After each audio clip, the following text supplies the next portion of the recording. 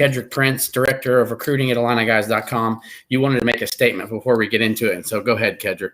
You know, Steve Bardo posted his awards tonight, and I was kind of surprised, you know, but I was more disappointed at the feedback that he got from his awards, you know, because I don't think, and I'm not going to sit here and make this about Iowa and Illinois. I could care less about that at this point. But I can honestly tell you, if anybody has watched and listened to Steve Bardo all year long, he has been the biggest Luka Garza supporter there is. When they played in Champaign, he was that guy. So because he changed his mind now, you see all these negative comments. Oh, of course, he's an Illinois guy. He would say that. Steve Bardo is not one of those guys. I'm sorry, he's not. You know, and then they criticized him for picking Matt Painter for Coach of the Year. Here's the deal, folks. It's his opinion. He's a professional, and he gave his opinion. And I'm going to tell you, he's not my pick, but I'll tell you this. I could justify why he said it. Purdue is one of the top 20 teams in the country. Nobody talks about them. They have the youngest team in the Big Ten, which is talented. So I can easily see how he picked him because nobody's talking about Purdue. Nobody expected Purdue to do anything. But because he picked him, people are upset because they didn't pick Juwan Howard. You know what? I can honestly say, Michigan was supposed to be good. You know what? And so is Illinois. I mean, why isn't Brad Underwood being talked about? So people are upset because people have their opinions, and you can honestly justify why. And tonight we're going to pick our awards, and I'll be honest with you. I'm sticking by mine. I don't really care what anybody thinks. I'm going to justify mine. And you know what? I agree with you. The way I will tell you what, just 2 weeks ago, he was talking about Luka Garza, and I don't know if you saw my tweet, but there's guys out there like Brian Butch and a few others. I tagged them. I think Robbie Hummel's real receptive, and he gets it. I just feel like everybody for like 2 months was just, it's Luka Garza's award. It's his award. It's his award. It's his award. And then it's like Ayo Dosunmu, clutch, outplayed him in their head-to-head, triple-double. Oh, it's still Luka's award. It's Luka's award. I mean, well, here's the question. What would someone have to do for it to not be Luka's award? I mean, do they have to just score more points than him? Because there's way more to it than just scoring points. And we're going to start off with we can start off with Player of the Year and here in a sec. But to me, it's more than points. I'm going to go over the three things that I'm looking at, and then I'll let you go to your Player of the Year, and then I'll give you mine. The three things that I'm looking at. How do you affect the game in sense of how do other teams have to game plan for you? Okay. Do you have to be double teamed? You have to be triple teamed. Okay. What things do you do during the course of a game besides score? What other things do you do? Do you play defense? It's not just a one-way game. It's not just, I played offense. I scored 28 and got 12. Okay, cool. Well, what did you do defensively? The third thing is, how are you in crunch time? How are you in the clutch? What do you do when the game's on the line? Do you close the game out? Do you miss those opportunities, or do you pass up on those opportunities? There's a bunch that goes into it. It's not just, he averages 3 more points and 2 more rebounds a game, so he's the Player of the Year. There's a lot more that goes into it. All right, Ked. So with that said, our first one, we're going to Big Ten Player of the Year. And I'm going to start off with you. So go ahead. My pick is Ayo Dosunmu. I thought going into the season, I didn't think it was just Luka's award to begin with. I know he was everybody's nationally, he was a national pick. I think from game one, Ayo has proven what he's done. A lot of people talk about what he's done the last month. And I'm going to tell you, you mentioned scoring. Ayo defers a lot. I mean, there's plenty of games. I mean, look at the Minnesota game yesterday. I think he had 3 points in the first half for 5 points. He left points on the board. He didn't look to score yesterday. So I think if he really wanted to, if he was that kind of guy, I think he could lead the league in scoring. He's either second or third right now, and I don't think he's that kind of guy to be doing that. So truthfully, he's the best player in the Big Ten. The way I look at it is he is clutch. I had this debate yesterday with Illinois fans. Again, we can agree to disagree. Tell me a guy that has done what he has done when the game's on the line, the way he has done it for for 3 years. For 2 years. You started this last year, or actually his freshman year, so it has been 3 years at Ohio State. The guy's just clutch. And he's great. He's a great defensive player. He is one of, I guess it's been 11 years since the Big Ten's had a guy that's averaged 20 points a game, 6 rebounds, and 5 assists. I tip my hat to Luka Garza. I was like Steve Bartle. I'm a big Luka Garza fan. I mean, I really and truly am. But the way he impacts the game, the way Io does at the end of a game, when you know he's going to get the ball and you still can't stop him, it's his award. And I don't blame people if they want to be a co-player of the year. To me, that's not a cop-out. I'd have no problem with that. But to leave Io off for political reasons, just because Luka should get the award because he was preseason, I don't agree with that. I can see why both could. My vote goes to Io. And you know what? My vote is Io DeSumo, but I'll also say this. I'm gonna say co-player of the year based on I think that so many people mentally are going to have Luka Garza on their brain that they're going to still have it attached to him.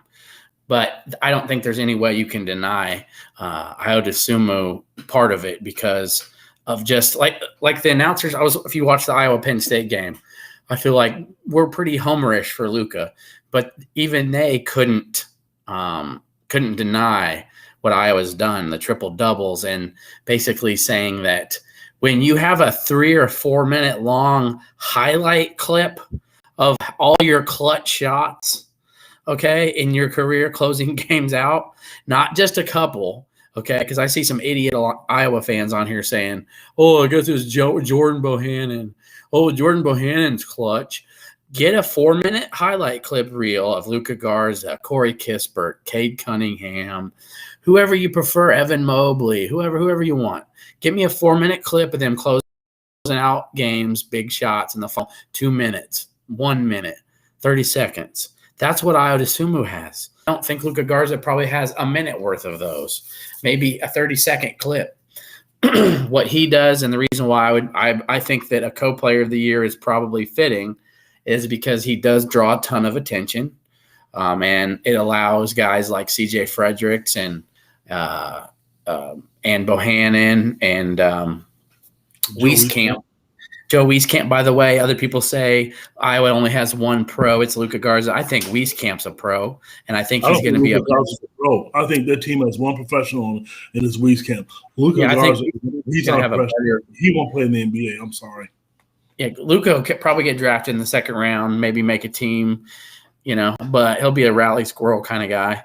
But I think Joe Wieskamp will be a pro that's going to have a longevity of a career. He got a double-double today. He's dangerous. Even when you stick in his face, he still can hit it from 25 feet.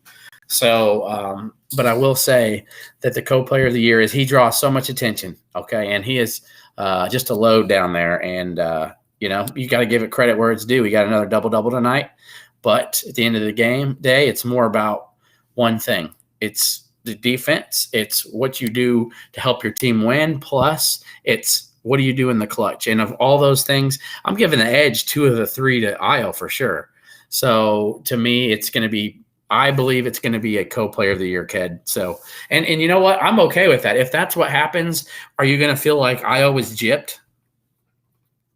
No, I can't because the award was given to Luka Garza to begin with. So, no, I mean, both guys are good players. Don't get me wrong. I mean, and to be honest with you, any other year, I think there's another guy that we'll talk about later who probably will be player of the year. So, but I think now that the national attention is starting to, make some noise for Io, I think people are starting to see how good he really is. And you know what? It's good for the conference. It's good for the Big Ten. It really is to have 2 guys. And I believe somebody mentioned it today. There's about 6 or 8 awards. They can split them, postseason awards, AP, Naismith. So there's a lot of awards that's going to be given out. And I know Io and Luka will definitely get their share of those awards. Okay, and the next one I'm going to start off with, Ked, since we do a little rotation here. And I'm going to go off here. So we just did Big Ten Player of the Year. Me and Ked agree. So, Ked, you can get yourself some time here to give me your 5, and I think you could go 6, but I'm just going to go 5. And let me tell you what, I watched all the games today. I pretty much watch every Big Ten game. Sometimes I watch them twice. So, to me, I've said this and I've tweeted, I'm going to get the Illini out of the way first, and then I'm going to go and give the other players their just due. So Io, of course, being co-player of the year, which is I think is what's going to happen, is on it. Secondly, I think it would be a travesty, and I'm going to make it clear, a travesty if Kofi Cockburn is left off. I think he draws more attention, if not the same amount, as Luka Garza does offensively. Plus, he leads the Big Ten in rebounding, okay? I don't know what, okay. Well, and he also leads in field goal percentage, okay? Now, let's add all that in there. And he also leads in double-doubles. That's correct. In the toughest, baddest conference in the league, in the country, where you face some of the biggest, baddest big men in America, Kofi Cockburn is the biggest, baddest dude in that league, leading the league in double-doubles and rebounding and field goal percentage. I don't know how you could leave Kofi Cockburn off. I just don't. And if you want to look at his head-to-head matchups, he's gotten the better of Trace Jackson Davis. He's about to go against Hunter Dickinson, so we're going to see that. But you go down the list of teams who have no answer for him. Wisconsin couldn't touch him, couldn't hold his jock. Penn State, he dominated them. Again, I just said he got Indiana. Northwestern might as well have not even had anyone there. We're going to see what happens against Michigan State. Purdue, he got the better of Travion Williams, and Travion Williams is a bad man. But there's one reason that Illinois has gotten the better of Purdue, Kedrick, over the last 2 seasons, and his name is Kofi Cockburn. They have always had a big. Illinois couldn't touch them. Illinois always got pushed around. The likes of Lucas Haas, Caleb Swanigan, just big dudes, big bad dudes down low. And Travion Williams is the next one in that list. But Kofi Cockburn, you ain't pushing him around. He got the better of Travion Williams. You know what I'm saying? So you go down the list of that Kofi Cockburn. So we got Io, Kofi, Luka Garza. You got to have Luka Garza, co-player of the year. Number 4. So I'm going to go number 4. I don't know. You might agree with this. I think it's just. I'm going to go with Dwayne Washington from Ohio State. I think, you look at the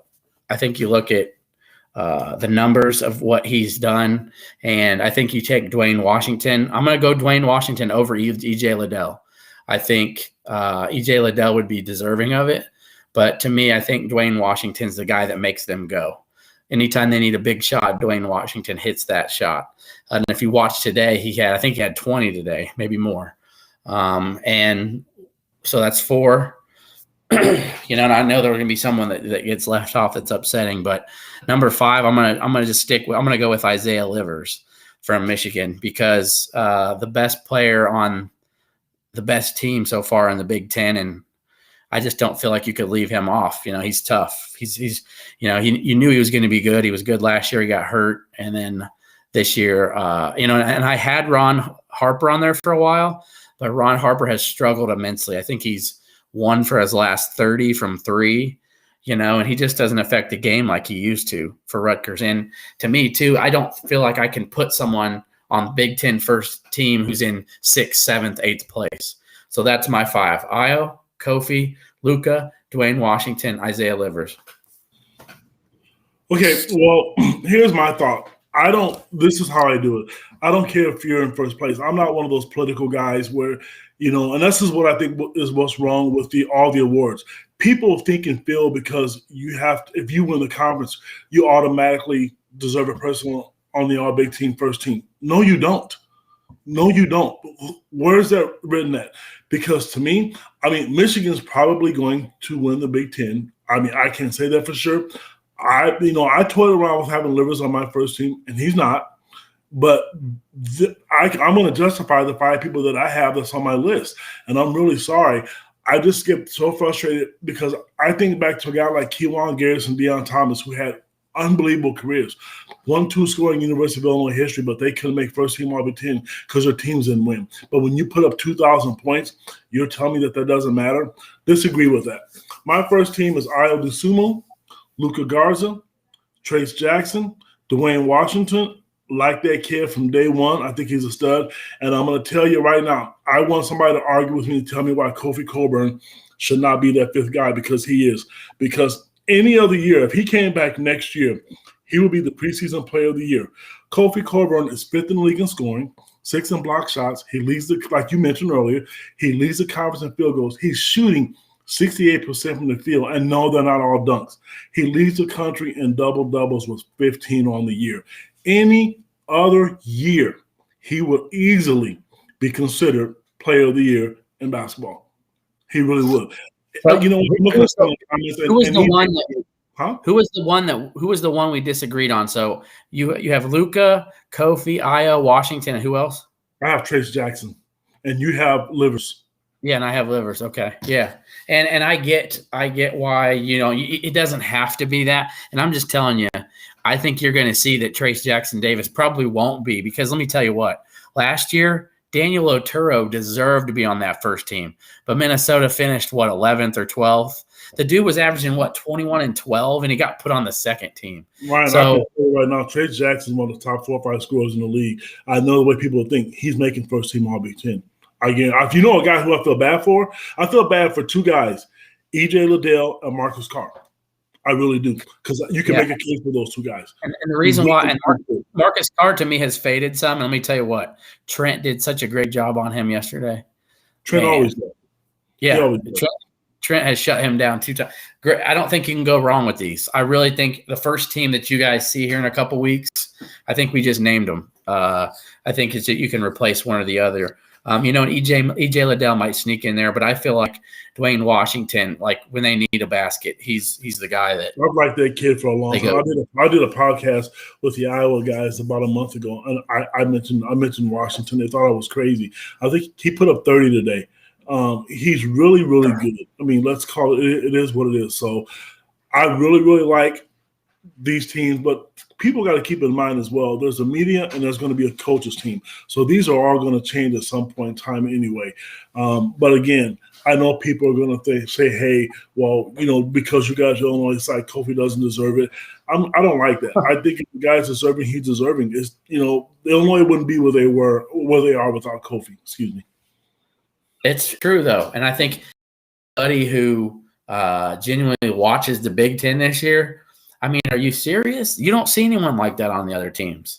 And it's not like he just uses his big body and gets 10 and 8 a game. No.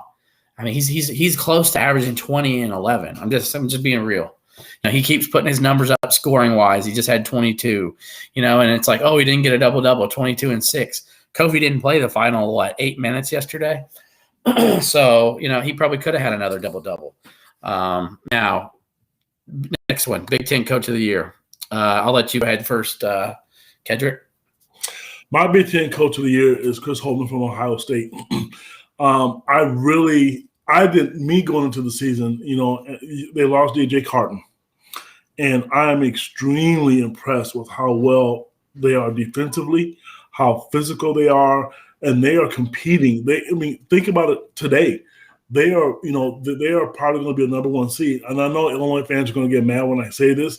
Tomorrow, don't be surprised if Ohio State is still 4th and when the polls come out. That he has done a tremendous job. Illinois has talent, you know. You knew they were going to be good. So, and you know, I love Brad Underwood. You know, I think he's a great coach, but nobody predicted him to do anything. So I really, really like Chris Holtmann. I just think he's done a great job, and they don't have a big man. You know, as good as EJ Liddell is, this guy is 6'7", putting up double-doubles, and the way they defend, and like Brad Underwood said, when they came to Champaign, they're good. People need to give them credit. That is a very good basketball team, and they're very, very dangerous. I think he's done a tremendous job. He's really, really impressed me as a coach this year. And if I had to pick a second guy, probably a close guy to go behind him, I could probably agree with Steve Barlow. I think Matt Painter. I'm sorry. I mean, nobody thought Purdue would do anything. I've seen a couple of polls come out for them all morning. They're in everybody's top 20. People have Purdue picked dead to do anything. So, but Chris Holtmann's my guy. Okay, and it stinks, and I think we can both agree.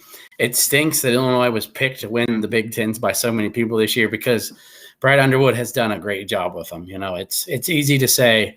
To me, I think the biggest thing that I look at for Brad, and he's not my Big Ten Coach of the Year, but to me, it's that, you take a program that hasn't won in 6-7 years, and you get them to 21-10 last year, would have been a 6-7 seed in the NCAA tournament. You get a first round bye in the Big Ten tournament, and you can't even play it. And then you're just put all these expectations on you this year to you're going to win the Big Ten. You're going to win the Big Ten. Illinois hasn't won the Big Ten in 16 seasons, so it's like, oh, well, you were picked to win the Big Ten, so we're not going to give you credit really for having a good year. So I feel like it was really a little unfair for Brad Underwood this season. It's like all these people are picking Illinois. Oh, but it's like, yeah, you better go out and do it, because even if you do win the league or you finish in the top 2 or 3, you're not going to be Coach of the Year because we just assumed you guys were going to be good. That's so much easier said than done.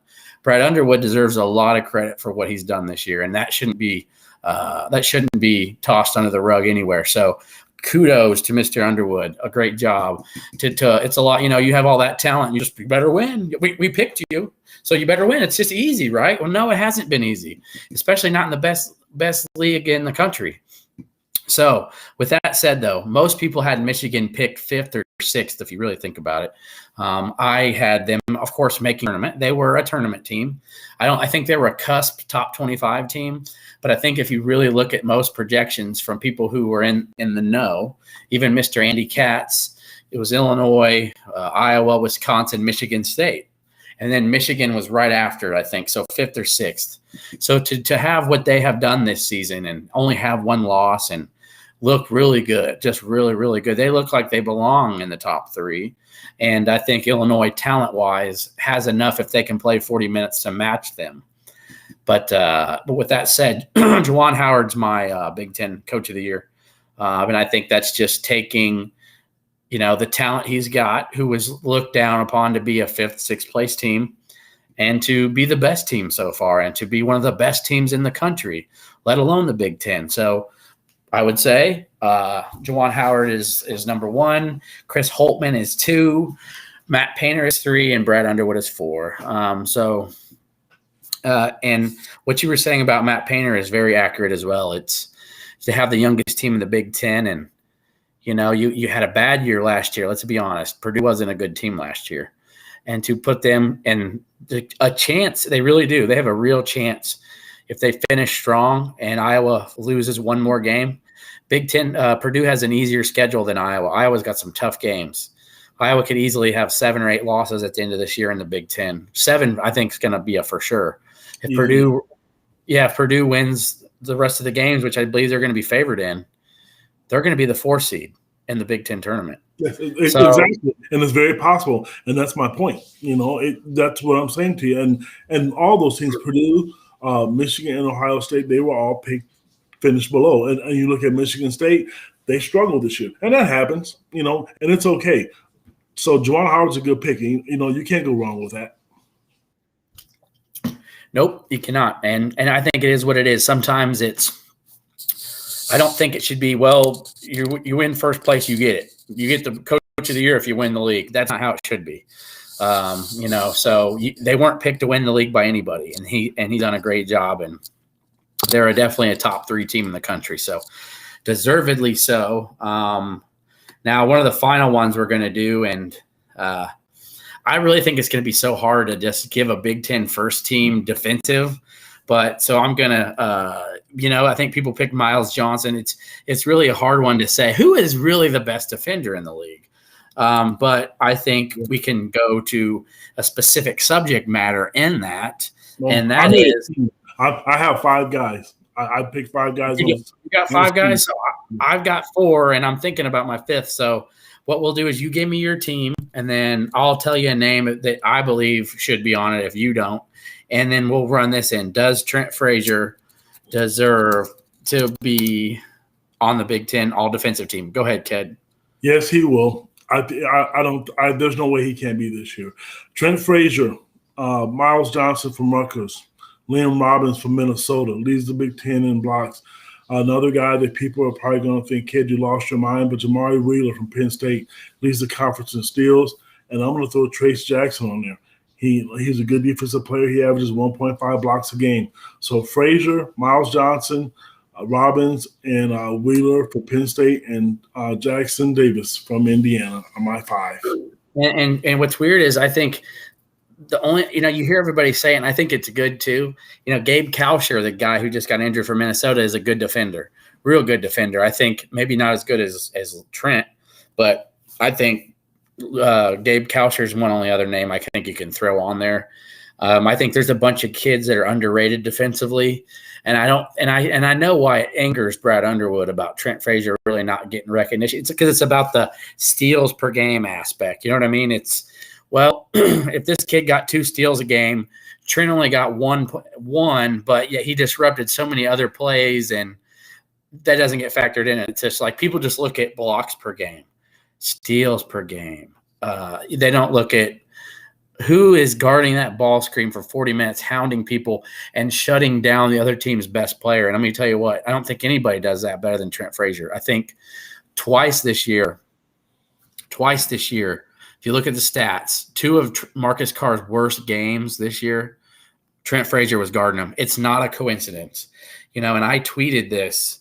I tweeted yesterday, I said, the big key, the big factor for today's Minnesota-Illinois clash is, can Trent Frazier disrupt Marcus Carr again like he did in December?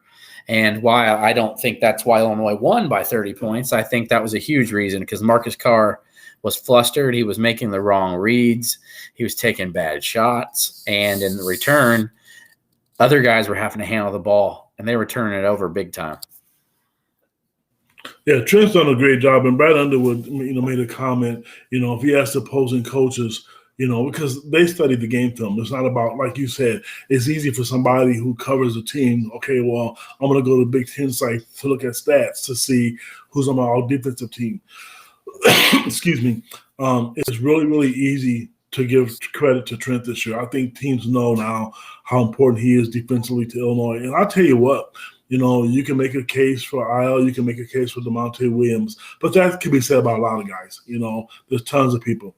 Jacob Young is a good defender. So there's a lot of guys out there that can play the game that are, who should be on some of these teams. And some people are going to be left off. And I know a couple weeks ago, Brian Underwood made the comment about Luka Garza being the best player in the Big Ten.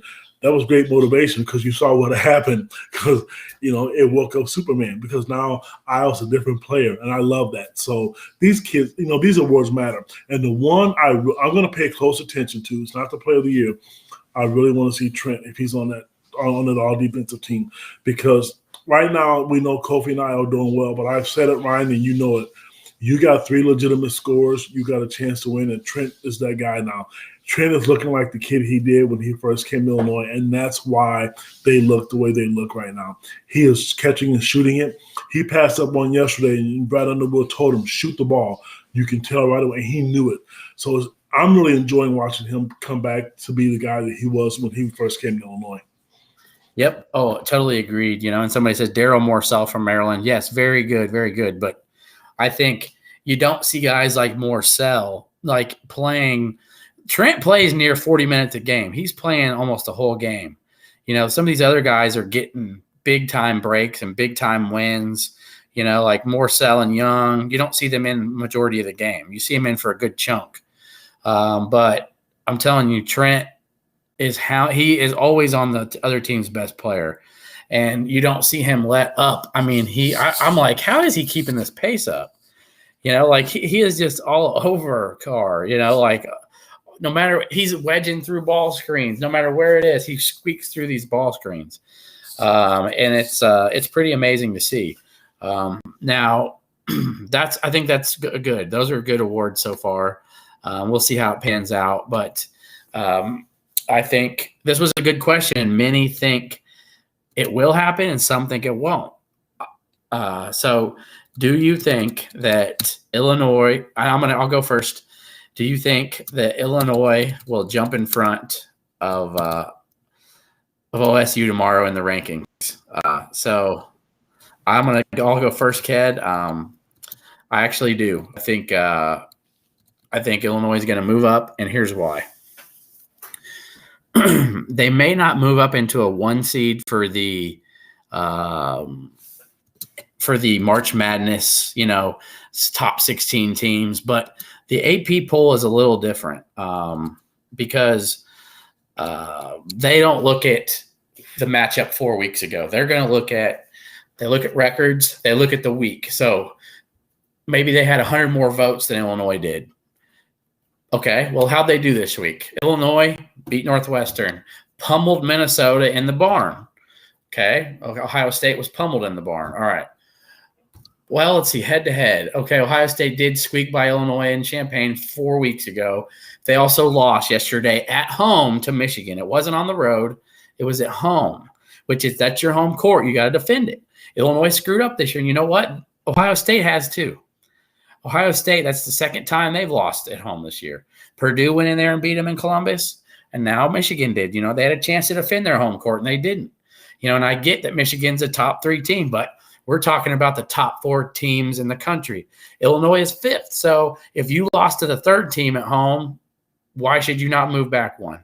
You lost at home. You shouldn't be rewarded for that. You shouldn't be like, well, it was a close game. Oh, they played good. Okay, playing good and it being a close game doesn't matter. It's about wins and losses. Illinois is 2 games ahead of them in the Big Ten. Illinois has the 7-game win streak. Ohio State's a snap now. To me, Illinois moves up in front of Ohio State, and it should be.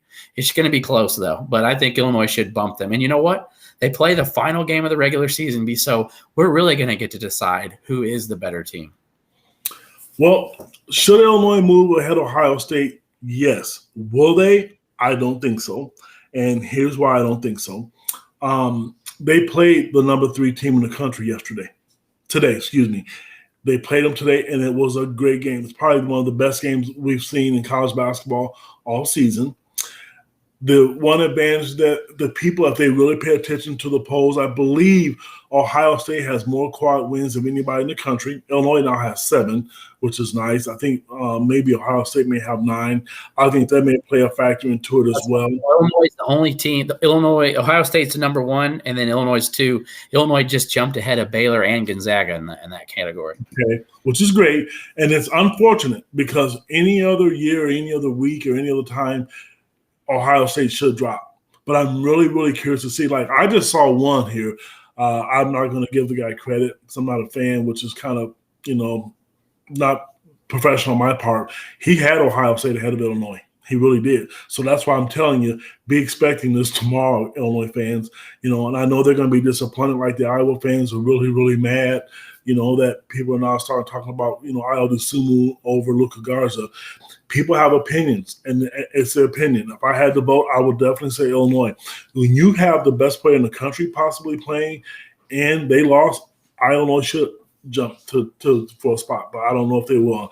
I'll be searching all day tomorrow. I can't wait to see what happens. Some of these will come out tonight, so you'll see what people are voting tonight. Scott Rickey and others who vote for Illinois do the right thing.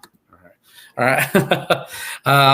Last thing, and everybody was wanting to know. This is your last one. I know we're getting a little long tonight, but we pretty much started on time, which is good.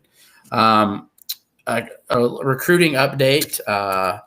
Kedrick, you had I'll post it here, and you can go for yours, and I'll let you go. Then I have a couple of my own. So go ahead, Ked, your recruiting update. You had just a couple nights ago, you tweeted it. You broke some news. Looks like a 5-star decommit from MSU has some interest in Illinois. Well, there is a really, really good chance that Illinois has. Well, there is a good chance. I have to be honest. Illinois has put themselves in a good situation. I'm not saying they're going to land this kid because no one knows that 100% for sure. Because he just recently committed. He decommitted from Michigan State. I guess a lot of that was due to playing time, and he wasn't for sure. If Michigan State was going to, I guess they were going to return everybody. And that's one of the reasons he's thinking about leaving.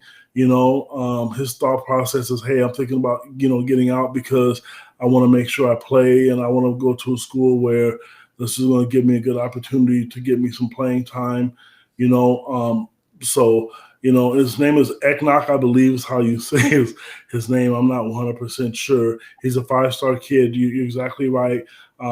He's out of Canada. So Illinois is, there's going to be a Zoom call with him this week. He's a 6'10" kid that Illinois is going to be looking at. Hopefully that there'll be a chance that they can, the Zoom call goes well for him and for Illinois. I know he wants to go to a school where he feels comfortable and, he's going to get some playing time, and he wants to get better, and he wants to have good players put around him. So, if things go well this week, I think there's a really good chance that Illinois is going to be in the mix. I do know he made the comment to me that he knows Chin Coleman and that, he has a good relationship with him. And, everybody's been giving Orlando all the feedback as far as, being this great recruiter, in which he's done a really, really good job. But now, it's Chin's turn, and so I liked hearing the fact that, there's a good relationship with Chin. And here's a really funny story before I close. This kid's good friends with Coleman Hawkins. Coleman Hawkins is friends with everyone. This guy is I think when he's done playing basketball, he should be a recruiter because, his coach mentioned to me that, that he's good friends with him. So, we'll see how it pans out, how things, turn out for Illinois. There's always going to be kids coming out. And I know Illinois fans are kind of panicking about recruiting, but it's going to work itself out because right now you have two of the best wings in the country coming in next year. There's a secret one that's kind of a secret that people kind of know about, and now this is kind of leaked out. So Illinois is going to be fine in upcoming years. I mean, we've all known how well this coaching staff has done. So, they know what they're doing, and they know how to count numbers and scholarships too. There you go, Ken. I'll let you answer this one quickly before you go. Is this possible? From Kyle on Facebook. Was this Canelo get pushed out? Nobody's going to get pushed out, but I will tell you this. If I really think, and I'm not going to say names, they're not going to push anyone, but I do think there is a possibility of one guy leaving next year off this roster. I really do believe that. And I'm not the only guy who thinks that. I've talked to a couple other guys, and, when we talk about it, we all have the same name. So is that going to happen? I don't know for sure. But there's a possibility of one guy, not being pushed out, just to have a chance to do something else and better for himself. That's probably the best way to look at it. Yeah, and to me, I think you guys need to look at people who aren't playing much, who would really like to play more. I think that's the good place to start. And I think, to me, Illinois needs impact bigs, and if Illinois has room on their roster to add an impact big, and it has kids on their team right now that aren't making an impact and they don't foresee making an impact of playing, I believe the coaches tell these kids that, and they're not going to push them out of their scholarship. They're not going to tell them, you can't come here, we don't want you anymore. But they will be honest with them and say, we don't see you making a big impact or playing a whole bunch. We just want you to know this. And that's how it should be. Yeah, and you know what? And like you said, if you get a chance to get a guy like Eknok Boake and on your roster, if you get a chance to get a kid like that, who's a 4 or 5-star kid, you got to take a kid like that. I mean, you just have to, because that kid's going to come in and he's going to be a difference maker. And I posted this from Zach. You are correct. He is a class of 22. But from what I've been told, and I saw, what Ked has been told, he's possibly wanting to reclassify, right, Kedrick? Right. I've heard that as well. Whether he does or not, I don't know, because of this whole COVID thing. This is a year of like the free agency, so it's going to be different. And and I'll tell you what, though, I know Illinois fans know about this guy, but a lot of that's going to depend on what Kofi does. Because if Kofi comes back, I mean, I wouldn't go to Illinois because that's one of the reasons he left Michigan State. So it makes sense to me.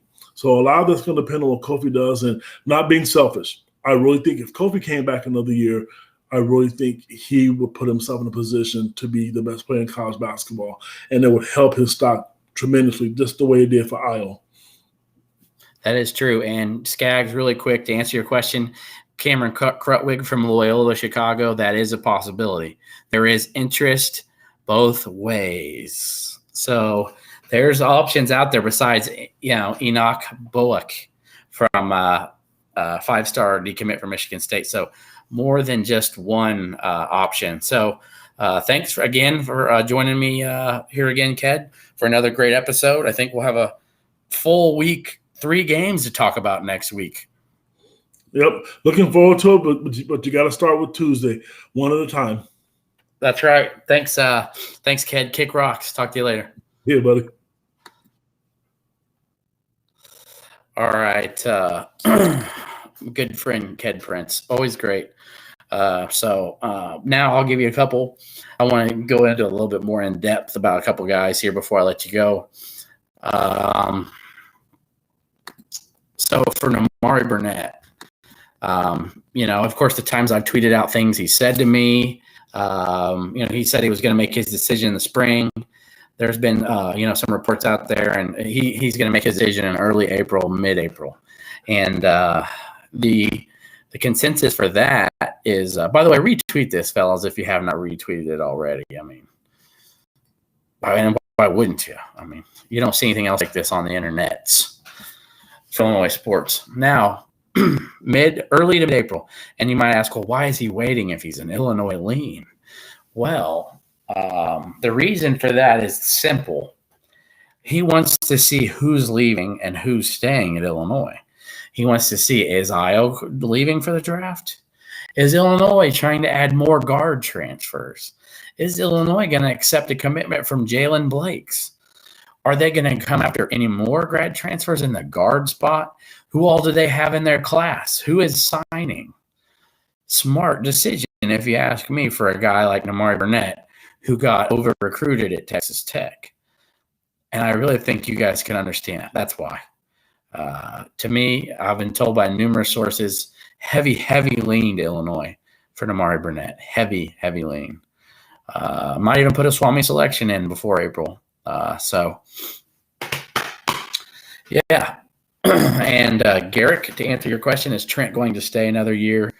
I believe he will.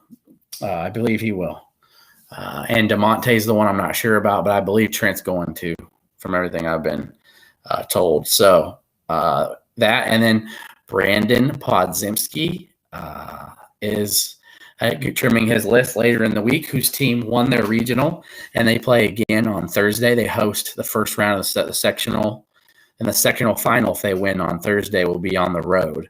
So he get one more home game, and he put up 29 points and 7 rebounds last night in a regional final victory, Brandon. He's double-teamed every night, guys, every night. So that's awesome, Kyler. I don't know. That's a good question, Kyle. But yeah, so that's what's up with Brandon Podziemski. That's what's going on with Nimari Burnett. I expect to be putting some Swami selections here in the next couple weeks for sure. Jalen Blakes will be announcing and deciding sometime in March. But I can tell you this, if Nimari wants to come, it'll be his spot. And I genuinely believe that. And yes, Cameron Kortwig from Loyola of Illinois is an option. And as Ked said, Enoch Bullock is a possible reclass. So really, those are really what's going on right now in the world of Illini hoops recruiting. Tuesday night, Michigan State's the big one for me, because then you can kind of get on a stroll and be like, we got Nebraska at home. Iowa's final home game as an Illini, you guys. That's going to be an emotional one. And it got me a little teary-eyed thinking about it, like how special he's been to this program, and the fact that he helped bring and elevate this program to be what it is right now. He's not single-handedly the reason, but he's a huge reason for that. Trent, too, and Kofi. Those guys should be commended, Trent for staying and doing what he's done. But it's going to be it's going to be an emotional Thursday night game against Nebraska. It's his last one as an Illini. Yeah. And I've heard Damian Reyes, Felix, is more of a, if we don't land a Krutwig, if we don't get this Enoch Bullock, if he's like a plan C, plan B kind of guy. Yeah. So, and Mark McCoy, yes, Austin Hutcherson is still in the plans for next year. No Skaggs. So anywho, retweet if you haven't retweeted already. We appreciate you. Follow Illini Pulse Luke if you don't. He's killing the Illini football recruiting game. And you know what? Follow Illini Pulse. Also, follow Illini Guys. Read Kedrick's articles at IlliniGuys.com. If there is a pay site I would have no problem with you going to, spending your money, go to IlliniGuys.com. I mean, that's the place to go. Swami out. We'll check you next Sunday. Tuesday night, 6 p.m., FS1, Illini, Michigan State.